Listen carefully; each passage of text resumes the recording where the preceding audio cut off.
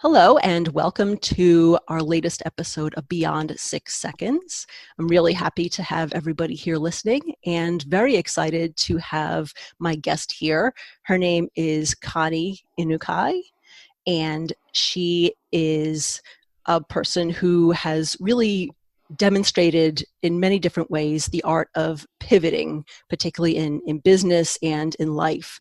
So after retiring from teaching, where she was a writing professor at the University of Maryland and Johns Hopkins University, Connie invented a product called the Tip and Split, a handheld device with a magnifier, light, tip calculator, and a bill splitter. And her book, How I Got My Product on QVC, The Today Show, The View, and more in retirement, has helped inventors get publicity for their inventions. Now, when the COVID-19 pandemic hit this year, she used the time in lockdown to do something positive. She chronicled her life story so that her grandchildren will know about her. And she now helps others write their stories. So during this pandemic, Write Your Selfie was born. Connie, welcome to the podcast. Thank you so much, Carolyn. It's so nice to meet you. It's great to meet you too. I'm really interested to learn about your journey from, being a professor to becoming an inventor and pivoting so many times, even in retirement. So I guess to start off, what inspired you to become an inventor? I was a college professor, and I taught engineers and computer scientists how to write reports. Mm-hmm. And I tried to inspire them to write something that was going to get them well known in the field. Mm-hmm. And I worked really hard with each student because they had to write reports. So I had them write reports that were meaningful. And, let me take this off. Mm-hmm. Sorry, let me take this off. Okay. I loved inspiring the students. One of the reasons I loved teaching that course is because students dreaded it. They usually took it their last semester at college because it was a required course. And most of them, when I started the first day, how many of you are graduating seniors? All the hands went up. And I said, well, you couldn't put it off any longer, could you? And at the end of the semester, they all loved it. And I got so many emails from them telling me how it was the most valuable course. So that's why I liked it, taking a very boring subject and making it interesting. But I worked very hard at it. And if you know college, you go 4 or 5 years and you pull all-nighters to do all your work. Mm-hmm. Okay, I don't know if you can relate to that, but mm-hmm. I know when I was in college, I did that. But I had to pull all-nighters as a teacher. So I was a teacher for 40 years. Oh. And for 40 years, I was pulling all-nighters. Usually about once or twice a month, I would stay up all night and grade their reports. Mm-hmm. And it was really hard also because as I was inspiring my students, I was inspiring myself. So I got this idea right before I retired. And I had to retire. I retired at age 68. And I retired because I was just so full of ideas about what to do with my life. And so I decided, rather than just always inspire my students, why don't I inspire myself? Mm-hmm. So as I got older, I would go out to eat with friends. And I really had a problem going to restaurants because sometimes I just could not read the menu or the bill because the print was too small and the restaurant was too dark. Mm. So that's something that will happen to you when you get older. Usually when you hit 55, the eyes start going. And, so I would have a hard time. So we would pass around reading glasses. I usually forgot to bring mine. Or sometimes I would just ask the server, what's good on the menu? What's good? Mm-hmm. Because then I didn't have to read it. So I thought, you know what? There's got to be a solution. So then I invented this product, and it's called Tip and Split. Mm-hmm. You can see that, right? I can see, yeah. What it is, it has a magnifier, so you can read the small print, And if the restaurant is dark, it has a light that shines in the back. It's not really so distracting like the iPhone light. And then if you turn it on, it's sort of like a calculator, and you just type in the amount of the bill, you push enter, it'll ask you tip amount, and you can put in like 15, 20, 21, 22, whatever you want. You push enter, and then it'll ask if you want to split it. So if there are 5 people, you just type in 5, you push enter, and it'll tell you what each person pays, and you pass it around. So it's kind of fun. You know, it's like, oh my God, that's really easy. Now we can all add, we can all do it, but sometimes after a few drinks, it's a little bit harder to put on your math cap. Right. So I started inventing this while I was still teaching, and I told my students about it, and they said, you know, Mrs. Inukai, this is not just for old people, because when we go out with our friends and we go out drinking, we can't see anything. Right. So I started doing that, and as I was teaching, because I taught technical writing, I actually would assign my students little parts of their final report. One part was like an instruction manual. Whatever they were going to do, they had to write an instruction manual. So I wrote an instruction manual for myself, for my ticket split. And then they had to do like describing something. So I was working right with them. They didn't know it, but I was working right with them. Then I had them make brochures. I put them in teams, and I had them create fantastic brochures for their report. And so I made a brochure for myself, and then I couldn't do it anymore. I had to quit and just devote myself full time to my product. Wow. So, to really use the time in class to help design this product. And it's great to have that feedback from people like in the early stages. Oh, right. It was absolutely wonderful. And they kind of inspired me, and I was having them produce such good work, incredible work, because they were brilliant. They just needed a little help with their writing. So I invented that, and then I know a lot of inventors now because I am one. And so I wrote a book to help other inventors, and you mentioned it, and this is my book, and it says How I Got My Product on QVC, The Today Show, The View, and More in Retirement. Right. And so I just had so much fun because I taught writing, so I thought, why not use it?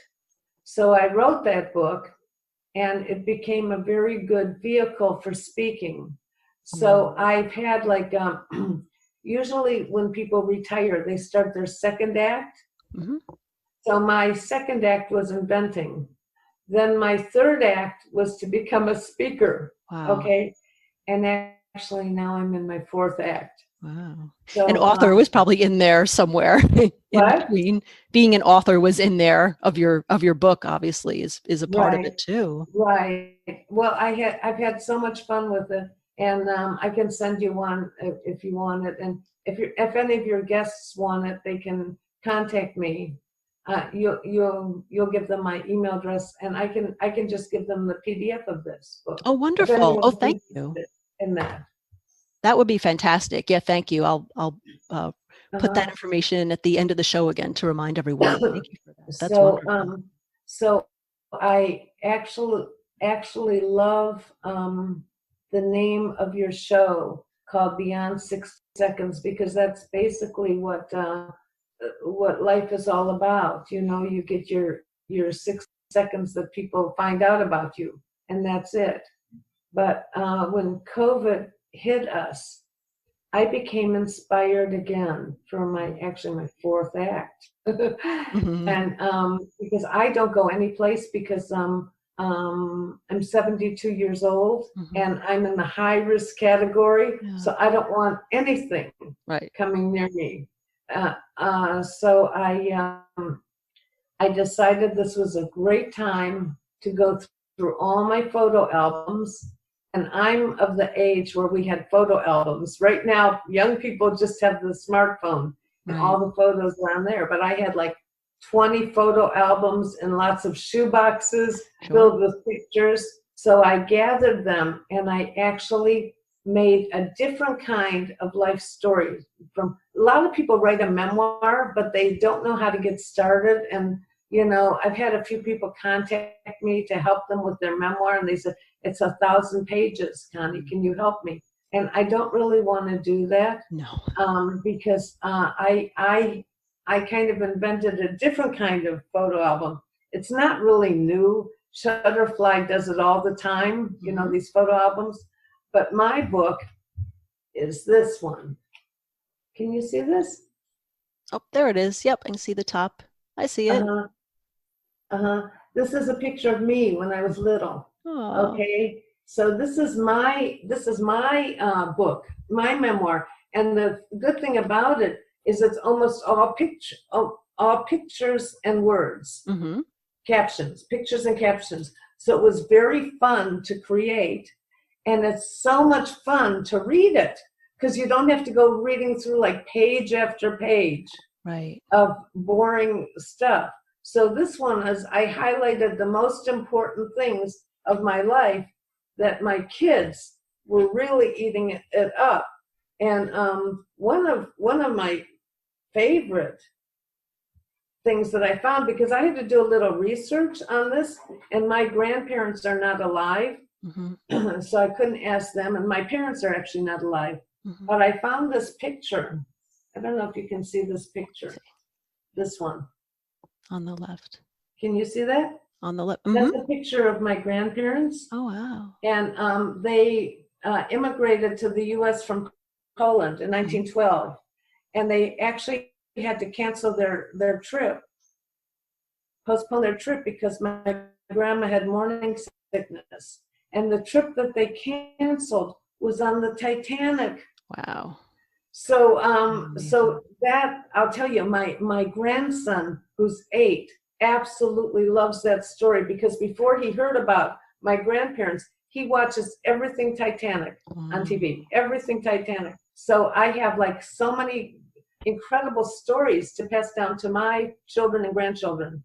And let me tell you why I started writing my book. Yeah. Because I believe it was in January or February that Kobe Bryant died. I'm sure you know that. Oh, sure. And it was so sad because he died with his daughter on a helicopter. And I was thinking about it. His kids, he's got 2 other kids or something, 2 other children. Everybody's going to know everything about him because he was all over the media. But who's going to know anything about me? Right. Like the average person, yeah. Unless we tell them. So that's when I started getting inspired. And then we got COVID. So that's when I actually decided to actually sit down and write it, because I had a lot of time on my hands. Well, not really, but I wasn't going anyplace. So that's when I decided to do it. And now what I'm doing is I'm helping other people write their story, because a lot of people, everybody has a story to tell. You know, everyone has a story. They just don't know where to start. Right. And this is your business called Write Your Selfie? Yeah, because I'm an inventor. I'm into patents and trademarks, and I was trying to think of a good name. So I chose the name Write Your Selfie, and I actually trademarked the name. And I chose it because mainly the people who are going to be writing this are older people, and people my age are really not into selfies that much. Right. But this will make us feel like we're young again. Write your selfie. Yeah. So I actually just filed for the trademark, and you know, because I'm an inventor, they all work together. I also filed a trademark for my business name, which is Grandmapreneur. And so after I filed it, I get so many letters from lawyers trying to help me get the trademark, because I filed an initial trademark, and then once it got passed, you have to pay some money, and then you have to like do a few other things, and I got about 15 lawyers trying to charge me like $1,000 and they'll do it for me, but I already did it myself. Right. So it's sort of like inventing. Yeah. I knew nothing about inventing, zero. What did I know about it? But I can learn.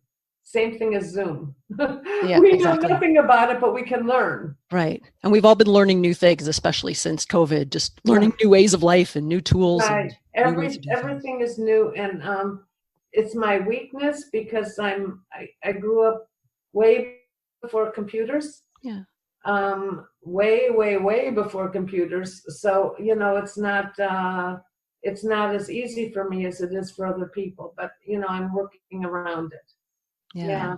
Well, that's amazing. And I'm curious, since you said you had to teach yourself around the world of inventing when you had this idea and wanted to bring it to life, I feel like, because I see a lot of, I'm not an inventor myself, but I'll see advertisements for, here, work with us for your invention and we'll make it happen. And I often wonder if those are even legit or if that's how people do it. So how did you research the safest, the best way to invent and patent and bring something to the market?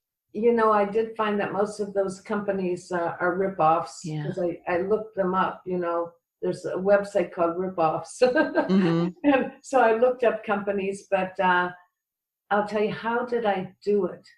I did it by myself. But actually, I have to give a little credit to my ex-husband, who's brilliant mathematician and engineer and Japanese. That's how I got my name Inukai, from my ex-husband. And when I decided to invent something, I told him my idea, and he actually developed all the algorithms for this to make it run smoothly. Wow. And what he used to do, he's retired now too, but what he used to do is he used to figure out where to put satellites on Earth and on space to make the best reception. And he was a really well-known engineer and mathematician. So this has incredible experience behind my little simple thing. So I was very lucky, that he was able to help me all along the way, because I could have never done that. Yeah. And then in terms of the production, like how do you find a place to create a product like that? Well, that's been actually my biggest pitfall. Yeah. Because it's very hard to find a manufacturer, and when you're starting out, you don't know that. You don't know that you have to get somebody. You have to be recommended. So my first manufacturer, I went to an inventor's trade show supposedly with my product, and they hadn't even done it yet. Wow. So I already had a booth, and I actually brought pictures of it. And what I did was QVC was there at this inventors trade show, and they picked about 15 people to pitch a product. And I signed up for it, and I said, I'm sorry I don't have my product yet, because my manufacturer. And I showed them pictures, I explained it, they loved it. And they said, please come back when you have the product. So the next year I went back, and I said to them, hi. I said, do you remember me? I was here last year. I waited a year. And they said, yes. And I said, well, you told me to come back with my product, so here it is. So they immediately put me on QVC. Wow. So I think what I do is, one of my things going for me is I don't take no very well.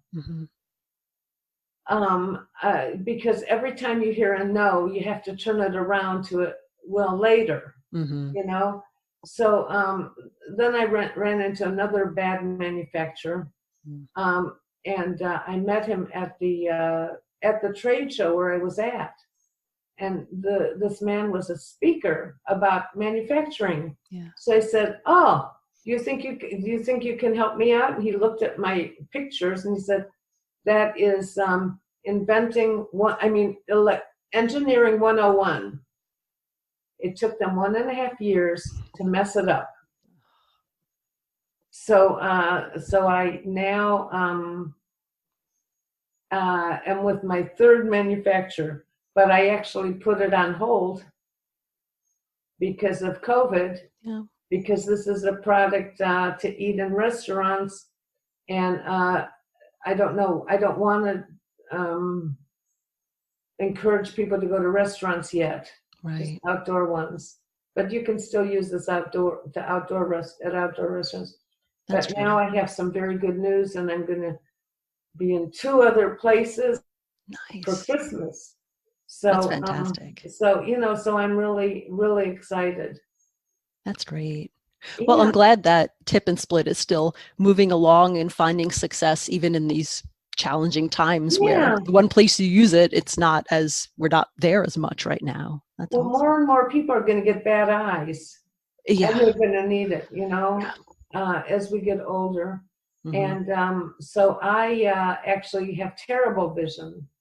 I had LASIK surgery about 10 years ago, Mm-hmm. but it doesn't help me with close-ups. It doesn't help me Yeah. with those things. Mm-hmm. So you just have to like think about, when you get older, a lot of things you lose a lot of things. Like a lot of people lose their hearing, Yeah. a lot of people lose their vision, people lose other things, people lose friends. When you get older, we lose an awful lot, but what you have to do is you have to get over it and keep moving forward. Wow. Yeah, absolutely. And find ways to, bring solutions to the problems that, well, you're having and that other people are having as well, like Tip and Split. Absolutely. I could see how that really helps people. Right, right. Well, I have a few other ideas in my head, Mm-hmm. but right now I'm concentrating on Write Your Selfie. But Mm-hmm. as I get older, I constantly get inspired by this breaking the myths of getting old. Mm-hmm. Because when I was 40 years old, when I was 20, I thought 40 was like middle age, Oh, yeah. and 50 was sitting in a rocking chair, and 60 was dying. But that's not the case anymore. So I kind of get inspired by other people. Am Yeah. I talking too much? No, not at all. I mean, it's something that I'm thinking about. I'm reflecting on my own attitudes about. It's like the older that I get, like all those ages that just seemed so old and far away. It's like, Right, it doesn't seem so old anymore. right, Yeah, puts right. it closer. So, So I do a little bit of research about aging, mm-hmm. and I found this story. I doubt if any of your viewers have heard of Satchel Paige. Have you ever heard of him? The name I sounds don't. vaguely familiar, but no, I'm not familiar with Well, the he was work. a baseball player, and he was Ah, not allowed to play baseball because he was black. mm-hmm. So he was on they called it the Negro Baseball League. Uh-huh. But he never gave up. And at age 48, he became a rookie baseball player. Wow. They finally let him in. Mm-hmm. And at age 59, he was pitching in the major leagues. Wow. And I thought, oh my God, what a story. Even if Yeah. people never heard of him. Satchel Paige. He didn't realize he was too old to be a rookie baseball player. Just like I don't realize I'm too old to do some of the things I'm doing. Mm-hmm. And so I get inspired by people like George Foreman, Mm-hmm. who was a boxer, and now everybody knows him for his grill. Yeah. So he just completely pivoted because he was too Absolutely. old to box. Yeah. And then I think about other older people, and I think about Ruth Bader Ginsburg, who's a total inspiration to me. Yeah.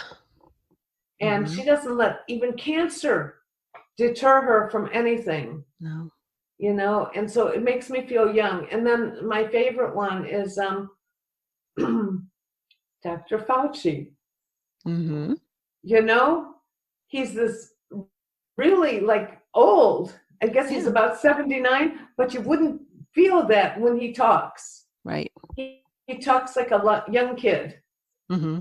He talks like a 40-year-old, Yeah. a smart 40, 50-year-old Mm-hmm. with experience. So a lot of times, people who are older are sort of like 40-year-olds with 40 years more experience. So I get kind of inspired by that, and I'm no longer, when I turned 50, I was dreading it. Really? And when I turned 60, I was kind of like, oh my gosh, because those were the myths that I had heard. Oh, yeah. And when I turned 70, I kind of feel good. Yeah. So I can say it, because I'm still reinventing myself. Wow. So I think that, what the message I would like to give to your viewers is to, no matter what age you are, passion has no expiration date. Mm-hmm. Mm-hmm. We can be passionate at any age. And sometimes I think that, young kids have all the wonder in them, but there's nothing that says that we can't also at any age. Yeah, absolutely. It keeps me young. I have 2 grandchildren who live with me. Mm-hmm.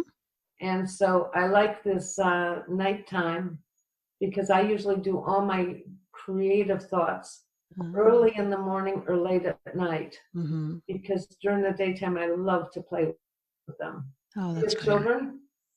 Yeah. I don't have children myself, no. Uh-huh.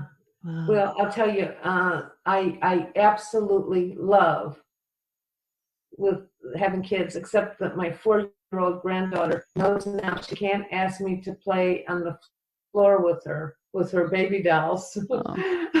Because I can't get back up. Yeah. It's a little problem. Mm-hmm. I can play with her, but she now knows, she's trained, when she wants to play with me, she has to bring the stuff to the table or to the couch. Oh, that's funny. So that kind of keeps me young too. Yeah. And that's wonderful, because your idea for Write Your Selfie was, as you said, to help your grandchildren get to know you and really get to know who you are as a person and the whole history of not just you, but the whole family, it seems like. So Right, exactly. Well, I have a large family. I have 4 brothers and 1 sister. Mm-hmm. And I'm the second oldest. And so when I did it, they all loved it. And I actually went to them for some of the facts that were, I wanted to make sure that they were correct. Of course, I was the second oldest, so I know more than everyone except my older sister. She's 1 year older than me. Mm-hmm. But one of my brothers did correct me, because I have a picture of our house. I grew up in Cleveland, mm-hmm. And my dad built a family room onto our house, mm-hmm. Because there were 6 kids. So he built a sunken family room. Mm-hmm. And one day I don't know where they were, but my brother took a hose to it, and we were trying to make it into a swimming pool. So I told that little story in my book, and my kids like it because, they like the fact that we were kids once too. Mm-hmm.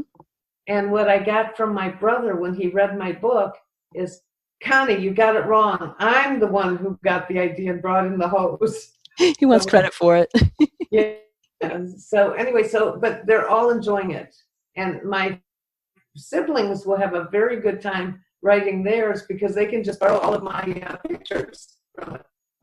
But I focused on my family. Like I had a few pictures of my family growing up, and then I really didn't talk about their children because I have 3 children of my own and mm-hmm. 5 grandchildren. So this is my book. So I wanted to write it for my children and my grandchildren. So I had a lot of fun doing it. That's great. And when you work with other people as part of Write Your Selfie to help them write their own stories, kind of what's the process? Like, do you have them bring a collection of pictures and then go through it and get the story that way? Or how do you work with people? Well, usually what everybody can do this, gather their pictures. So usually what I do is I tell them, okay, now start gathering your pictures. Mm-hmm. And then I have a private Facebook group where we can share them and we can think about, maybe this is a better caption. you know, because actually my sister helped me with one of my captions. She said, Connie, write it like this, and it's perfect. So we just share ideas. But if anybody wants to do it, the reason that I'm doing it, anybody can write it themselves. Mm-hmm. They don't need me, okay? I'm just going to say that. Nobody needs me. But I'm there for accountability. Mm. So they have to check in. They have to show what they've done. Yeah. And they can get feedback. And I was a writing teacher, so if they have any kind of grammar errors, I can fix that for them. So that's why I decided to do it. But if anybody wants to look at it, I have my book on my website, which I actually developed. I'm still working on making some improvements, but it's called www.writeyourselfie.com. And if you subscribe to it, I give like little tips about what to do with writing a book. You don't even have to buy my course, which is only like $97. I try to make it affordable, but you can get my tips without even joining, you know, without even taking my course. So how do I help them? It's mainly just to share. And when you're my age, you love to share pictures. And some people say, which one do you think is better? Well, because I'm impartial, I could probably say this one, right? You know. Mm-hmm. So Yeah, that's how I help them. That's helpful sometimes, just to have someone there to kind of coach you and guide you through it. Because I'd imagine a lot of people are not, maybe, as you said, don't really know where to start and don't even know how to research it. So having someone who's done it is helpful. Right. Well, what I'd really like to do is go on, get a sponsorship from Ancestrycom, Mm-hmm. because I think that I refer people to that. It doesn't cost a lot to join, but they also have a free membership for 30 days, and I only used it for about 10 days. 10 days on and off, and I looked up my ancestors. Wonderful. So the sponsorship too, I'm sorry, it got a little garbled in the sound. What was the name of it again? Ancestry.com. Ah, yes, of course. Yeah, I think they might like to work with me because I could send people to them. Yeah. Except I might send them to them and say, you don't have to pay.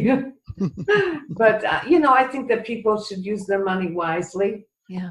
Like if people don't have to pay for my course, they can, my goal is not to make a lot of money. It's really to help people. Mm-hmm. Because I think that everybody who hears about my Write Your Selfie says, oh my God, I wish my parents had done this.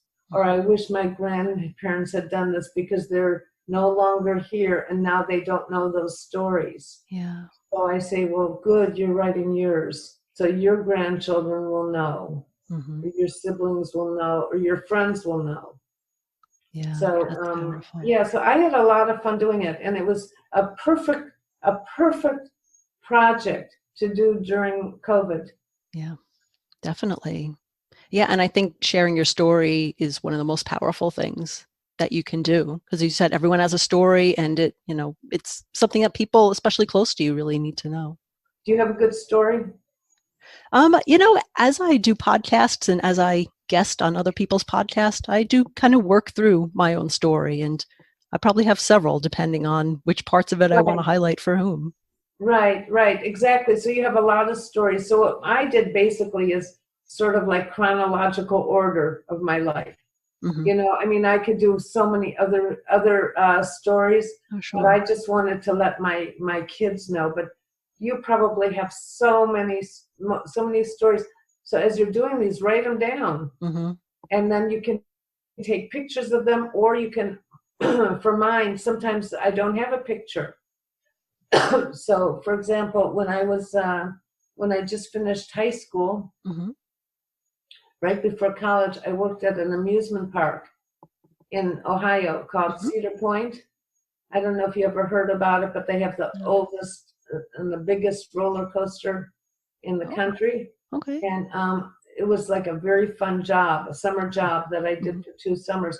And I wanted to put that in my book. And imagine my age, like having pictures back then, but I found like 2 pictures of me at Cedar Point. But then I did a Google search and I found the big sign for Cedar Point. So I put that in my book too. Mm-hmm.